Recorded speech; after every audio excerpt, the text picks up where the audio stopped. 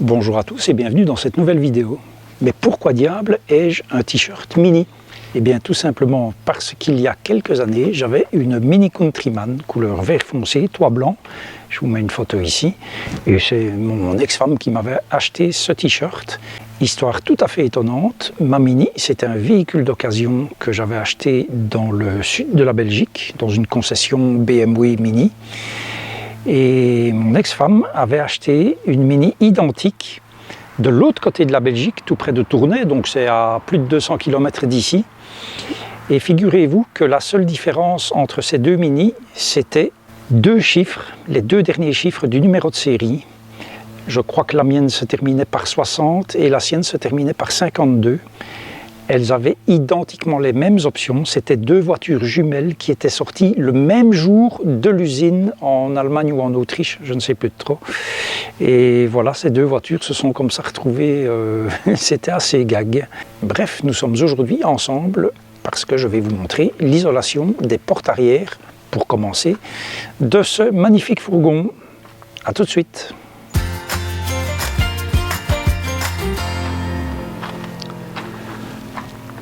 Avant de faire quoi que ce soit comme travail, je vais enlever le vélo de là, puisque de toute façon ce soir je vais chez ma compagne et pour me garer chez elle, il ne peut pas y avoir le vélo derrière. Donc je vais le laisser ici, chez mon ex-femme, chez qui je suis, pour garder son chien.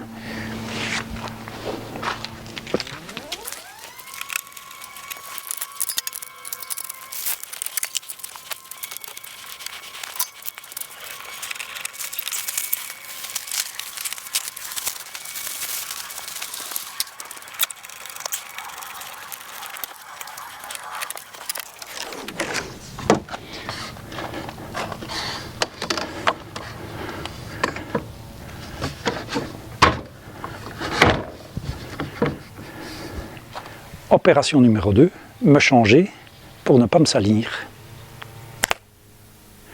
Et voilà, je suis en salopette. Alors je rappelle, pour ceux qui ne le savent pas, je l'ai dit au début de la chaîne, cette salopette, je l'ai depuis 42 ans. Et vous pouvez constater qu'elle me va toujours comme un gant. J'ai gardé ma sveltitude d'antan. C'est magnifique. Alors Stéphane de la chaîne Fourgon Maurice a procéder exactement de la même manière. On voit ça sur une de ces vidéos que je vous mets en lien ici. Je n'ai moi pas trouvé le même isolant que ce que lui avait trouvé. J'ai même eu extrêmement peu de choix. Donc, juste pour faire l'essai, j'ai pris pour le moment de l'isolant, c'est de la laine de roche, tout simplement. Et donc, je vais procéder avec cela.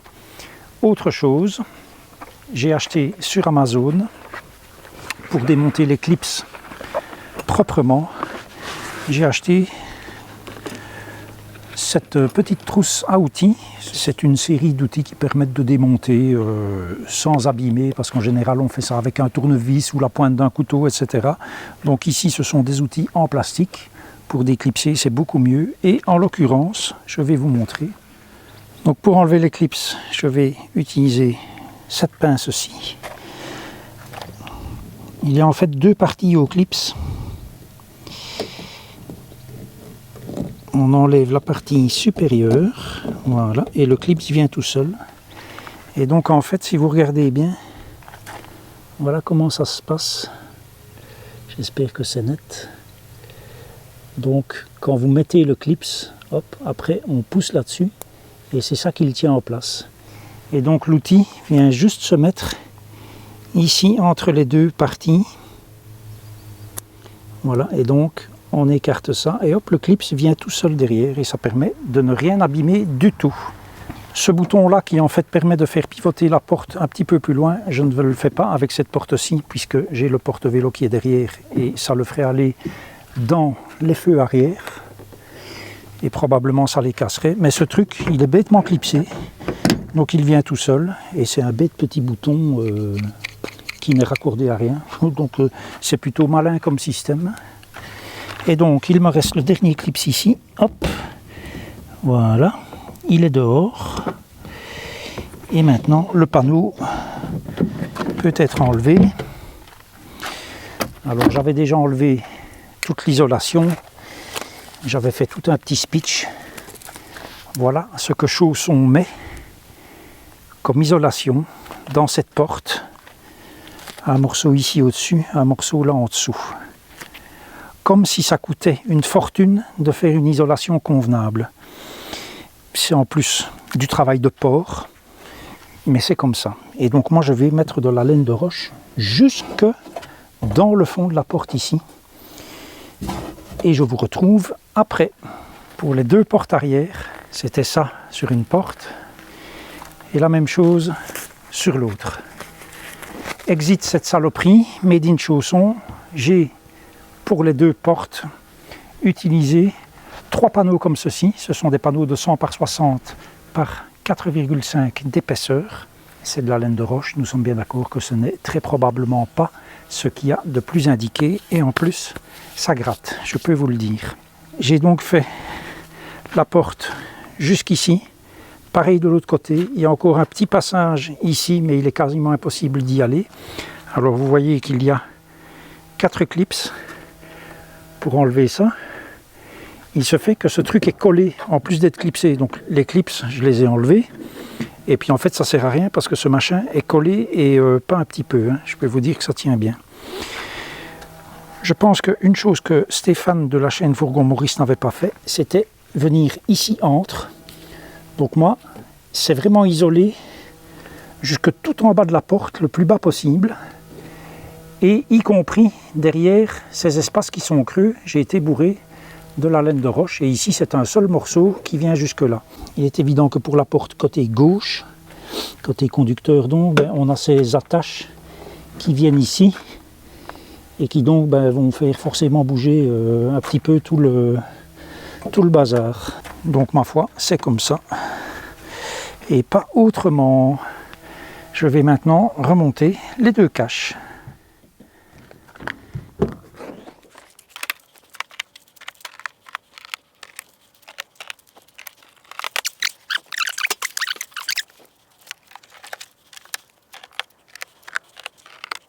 Idéalement, je n'aurais dû faire qu'une seule des 2 portes, attendre l'hiver et une fois qu'il commence à faire froid, prendre la caméra thermique et voir réellement ce que ça donnait. Mais bon, je peux toujours le faire parce que ma foi, ce n'est pas grand chose à démonter. Cela ne va pas ajouter grand chose comme poids. On va dire que c'est négligeable. Je sais bien que 5 kg, plus 5 kg, plus 5 kg, plus 3 kg, plus 1 kg, ça fait tout de suite beaucoup de kilos. 19 si je ne m'abuse, avec ce que je viens de vous dire. Mais bon, voilà. Je pense que ça vaut vraiment la peine d'avoir fait cela. Donc je n'ai pas pu aller jusque là au-dessus. Mais je pense vraiment que c'est mieux que rien. Il me reste maintenant à faire la porte latérale et ça va être beaucoup plus compliqué. J'ai enlevé ce que Chausson appelle une isolation qu'il y avait dans cette porte et je l'ai replacée très exactement à l'extérieur, au même endroit où c'était à l'intérieur. Donc vous avez cette bande qui était là, collée sommairement. Vous avez celle-là qui était ici, collée sommairement. Et vous aviez celle-ci, même pas collée. D'ailleurs, le collant est toujours là, mais c'était trop compliqué de le coller quand même. Donc c'était bêtement, ça flottait dans la porte à peu près à cette hauteur-ci, juste en dessous du lanterneau. Donc à l'intérieur, derrière le cache. Voilà ce que Chausson appelle une isolation. Il ne m'étonne pas qu'en hiver, le chauffage tournait toute la journée. Maintenant, je ne dis pas qu'avec ce que je vais faire, ça ira beaucoup mieux. Mais je pense que ça ira quand même pas plus mal du tout. Je serais curieux de voir comment sont faits les vannes avec leur système soi-disant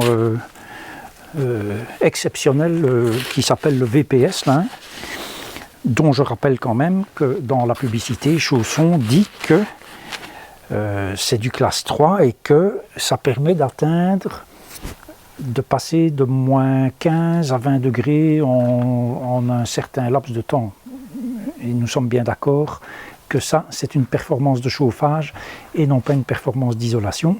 Une performance d'isolation, on devrait mettre dans un frigo un fourgon dans lequel on a 20 degrés et voir en combien de temps le van atteint 0 degré, par exemple. Ça serait une performance d'isolation. Je vais m'atteler à isoler cette porte et je reviens après. Et voilà, j'en ai donc terminé. J'ai été prendre une bonne douche, ça fait du bien. Parce que bon, même avec les gants et la salopette, la laine de roche, ça gratte quand même un petit peu. J'ai donc utilisé, pour faire la porte latérale ici, utilisé 2 panneaux. 3 pour les 2 portes arrière et 2 panneaux, donc ça fait au total 1 mètre sur 1 mètre 20. Pour faire cette porte, il y en a dans les moindres recoins. Je n'ai pas été chipoté trop près du système de serrure, mais il y en a vraiment partout, y compris dans les creux, en lieu et place de ces 3 bandelettes. Mais pourquoi est-ce que ces perdent même leur temps à aller mettre 3 morceaux comme ça, qui ne servent strictement à rien? Ça serait mal me connaître que de penser que je vais jeter ceci. Non, je vais emballer ceci et je vais le renvoyer à Chausson. Si, vous n'imaginez pas de quoi je suis capable. Je vais renvoyer ceci à Chausson, puisque apparemment ils sont grandement en besoin d'argent, qui ne savent pas mettre une isolation convenable, donc comme ça ils pourront le réutiliser éventuellement sur un autre véhicule. Voilà tout ce qui isolait ça pour la porte latérale. Je ne sais pas qui c'est. Voilà ce qui isolait la porte latérale, ces 3 morceaux, et voilà ce qui isolait les 2 portes arrière, 2 bêtes morceaux collés. J'ai donc au total utilisé 5 panneaux de 1 mètre sur 60 cm sur 4,5 d'épaisseur. J'en ai bourré bien partout et je vais voir la différence. Peut-être que je vais déjà voir une différence au niveau de la chaleur aussi. J'ai fait ces travaux d'isolation des portes hier, et donc cette vidéo a été tournée hier, et j'ai après cela publié 3 photos sur Instagram, et j'ai récupéré pas mal de commentaires, ce pourquoi je fais ce petit addendum. On me signale par exemple que sur des fourgons de grande marque, il n'y a absolument aucune isolation. Eh bien ça, je répondrai que finalement, c'est peut-être mieux de n'avoir aucune isolation que d'avoir ce que j'ai découvert hier en enlevant les caches des portes arrière et de la porte latérale. Pas d'isolation, ok. Mais vendre un fourgon et faire croire aux gens que c'est isolé, vous serez d'accord avec moi que ce qu'il y avait comme isolation ne servait strictement à rien du tout. Donc j'aurais préféré trouver le vide absolu. J'ai aussi eu un commentaire me disant mort de rire, c'est un endroit où l'air doit circuler. Bon, je sais qu'il y a des trous en dessous des portes qui permettent l'évacuation de l'humidité. Croyez-moi bien, c'est pas là-dedans qu'il va y avoir beaucoup d'humidité, et il y en aura peut-être beaucoup moins maintenant que ce qu'il ne pouvait y en avoir avant. Réellement, moi je n'ai pas trouvé la moindre trace d'humidité qui aurait pu couler au niveau des portes arrière ou de la porte latérale, près des trous d'évacuation. Et puis, de toute façon, dans ce van, il y a bien d'autres sources d'entrée du froid, ou de l'air en tout cas. Je parle ici des lanterneaux, surtout le lanterneau arrière, dont le système de fermeture fait qu'au moindre coup de vent, ça peut se soulever un tout petit peu. Je parle aussi de ce qui peut entrer comme air au niveau de la cabine. Donc moi, en hiver, je prends l'habitude, quand il fait vraiment très froid, de mettre le bouton de recyclage d'air sur la position fermée. Et je peux vous dire que ça doit faire une grande différence, parce que quand j'étais dans le Cotentin la semaine passée, il y avait énormément de vent. On avait un vent jusqu'à 90 km/h en rafale, et je le sentais vraiment au niveau des aérations.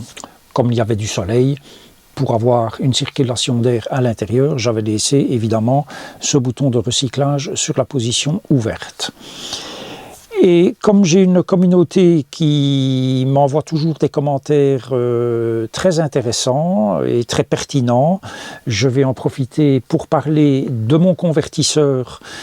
On m'avait dit qu'il n'était pas fixé correctement et qu'il risquait de se détacher en roulant. Je peux vous dire que j'ai fait quelques milliers de kilomètres depuis sur des routes qui n'en sont pas vraiment en Belgique. On a plutôt des pistes que des routes, et je peux vous dire que ce convertisseur n'a pas bougé d'un dixième de millimètre.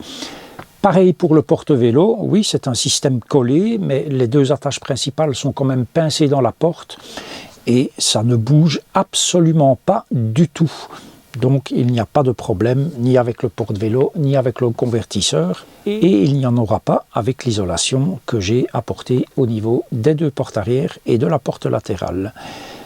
J'ai déjà fait quelques kilomètres depuis que j'ai fait cette isolation et un effet bénéfique déjà, hormis la température qui me semble descendre beaucoup moins vite le soir, j'ai constaté aussi qu'en roulant, j'avais moins de bruit qui venait de l'arrière du véhicule, puisque cette isolation apporte aussi un minimum d'isolation acoustique. Donc tout est bien, et ne vous tracassez surtout pas pour moi, et je ferai de toute façon, comme toujours, un suivi d'ici quelques mois, et on sera encore vite en hiver, hein, puisque déjà ici pour le moment l'été ressemble plus à l'automne qu'à l'été, donc je ferai un petit retour quand nous serons en hiver. Cette vidéo est maintenant terminée, je vous dis merci de l'avoir regardée, je vous donne rendez-vous pour la prochaine, je ne sais pas si ça sera la semaine suivante ou pas, je verrai bien. Et d'ici là, prenez grand soin de vous.